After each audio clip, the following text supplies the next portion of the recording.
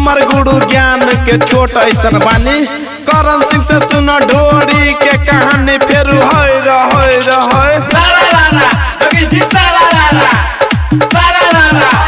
कटिहार जिला के छौड़ा होइ छै रंगाबाज कटिहार जिला के छौड़ा होइ छै रंगाबाज खोल दै छै छौड़ी के चोली के काज फेरू होय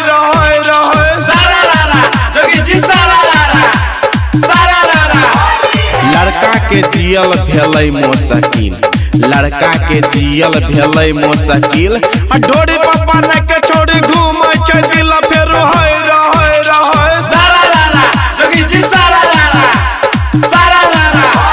छौड़ा सबके देखी करे छै टिल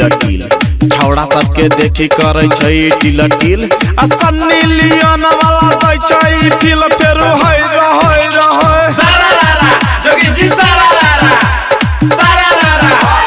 अब की होली में तोरी देबै हम सील अब की होली में तोरी देबै हम सील डोरी के एक बिता नीचे छै बिल फेरू होय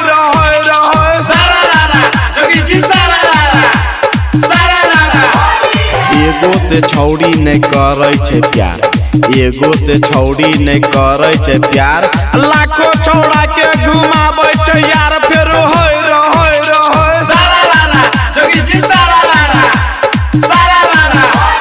छौड़ी के पुआ छै देखो गोल गोल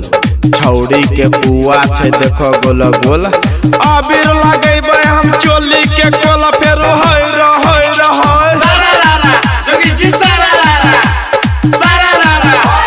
होली में छौड़ी भेलै लालाकोर होली में छौड़ी भेलै लालाकोर लेते लेते एकरा कर देलकै भोर फेरू होय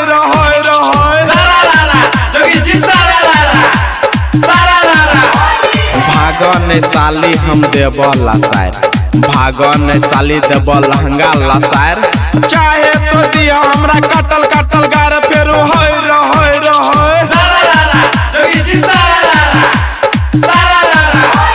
होली में भागन लगबो अबीर